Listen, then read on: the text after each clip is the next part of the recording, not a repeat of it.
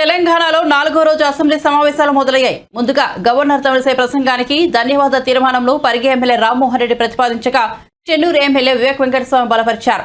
BRS ఓటమి తర్వాత కొలువుదీరిన అసెంబ్లీలో మొదటి చర్చ జరుగుతుండటంతో అందరిలో తీవ్ర ఆసక్తి రేగుతోంది.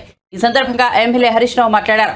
సీఎం రేవంత్ రెడ్డి సభలో తప్పుదోవ పట్టించేలా మాట్లాడారని వ్యాఖ్యానించారు. అలాగే ఆ రోజుల్లో నీళ్లపై ప్రాజెక్టుల విషయాన్ని ప్రస్తావించారు. ఆ రోజుల్లో నీళ్ల కోసం ఎంతో కొట్లాడామని, అక్రమంగా తరలిపోతున్న నదీ జలాలపై పోరాటం చేశామన్నారు.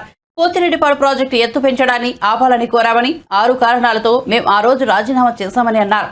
అప్పట్లో మంత్రులుగా ఉన్న కాంగ్రెస్ నేతలు ఎవరూ మాట్లాడలేదు, ఒక్క పీజేఆర్ తప్ప ఎవరూ పోతిరెడ్డిపాడుపై మాట్లాడలేదని హరీష్ రావు గుర్తు చేశారు. స్పీకర్ సార్, ఇప్పుడు నేను లేవాలని కానీ మాట్లాడాలని అనుకోలేదు.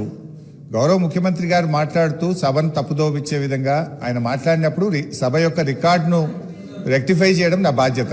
బికాస్ నేనేదో ప్రశ్నకు సమాధానం చెప్పాలనో విమర్శ చేయాలనో నేను మాట్లాడే ప్రయత్నం చేస్తలేను. వారు మాట్లాడినారు కనుక మేము డెఫినెట్గా దాన్ని క్లారిఫై చేయడం మా బాధ్యత అధ్యక్ష. అయితే అధ్యక్ష, ఆ రోజు కామన్ మినిమం ప్రోగ్రాంలో కేసీఆర్ గారు పెట్టించడమే కాదు, షిప్పింగ్ పోర్ట్ఫోలియో అడగకుండానే ఇచ్చారు. ఆ రోజు డిఎంకే పార్టీ నాకు షిప్పింగ్ పోర్ట్ఫోలియో ఇవ్వకపోతే మేము యూపీఐ నుంచి బయటకు పోతామంటే, నేను మంత్రి పదవి కోసం ఢిల్లీ రాలేదు, నాకు ఈ పోర్ట్ఫోలియో అక్కర్లేదు, వారికి ఇచ్చేయండి, నేను వచ్చింది తెలంగాణ కోసమని షిప్పింగ్ పోర్ట్ఫోలియోను స్వచ్ఛందంగా వదులుకున్నటువంటి చరిత్ర కేసీఆర్ గారిది, టీఆర్ఎస్ పార్టీది అధ్యక్ష. ఈరోజు రేవంత్ రెడ్డి గారు మాట్లాడుతూ మేమేదో పదవులు ఇచ్చినామని, పదవులను గడ్డిపోచల్లాగా త్యజించిన చరిత్ర ఈ దేశంలో ఎవరికన్నా ఉందంటే అది కేసీఆర్ కు, టీఆర్ఎస్ పార్టీకి ఉంది. త్యాగాల పునాదుల మీద తెలంగాణ తెచ్చిన చరిత్ర ఉంది అధ్యక్ష. అనవసరంగా మేమేదో పదవులు ఇచ్చినామని, మేమేదో పదవుల కోసం పాకులాడినామనేటువంటి విధంగా వారు మాట్లాడద్దు. ఆ విషయానికి వస్తే రేవంత్ రెడ్డి గారు ఏబీవీపీలో షురువైండు, టీఆర్ఎస్ లో పనిచేసిండు, తెలుగుదేశంలో వేయండు, కాంగ్రెస్ లో వేయండు, మరి రేపు ఆడుంటాడు. పార్టీలు మారిన చరిత్రలు మీకున్నాయి, కానీ మాకు అట్లాంటిది ఏం లేదు అధ్యక్ష.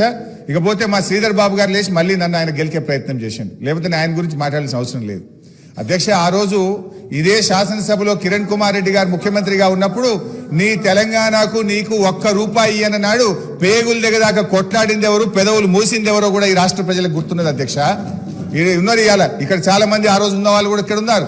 ఆ రోజు మేము పేగులు దిగదాకా పోడియంలోకి పోయి కొట్లాడినాము, ఆ రోజు మీరు పెదవులు మూసుకొని మాట్లాడినటువంటి చరిత్ర కూడా కాంగ్రెస్ పార్టీకి ఉంది అధ్యక్ష. నేను అనేది మాకు ఒప్పుకున్నది అధ్యక్ష.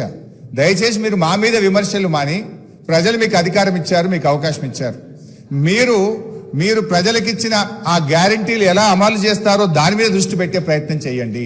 దానికి నిర్మాణాత్మకమైన ప్రతిపక్షంగా మేము సహకరిస్తాం, సూచనలు ఇస్తాం. కానీ ఎంతసేపు మీరు మా మీద నెపాలు నెట్టో, మా మీద బురద జల్లేటువంటి ప్రయత్నం మాని, ప్రజలకు మీద ఇచ్చిన హామీల అమలు మీద, పరిపాలన మీద దృష్టి పెట్టండి అని మీ ద్వారా వారికి హితవు.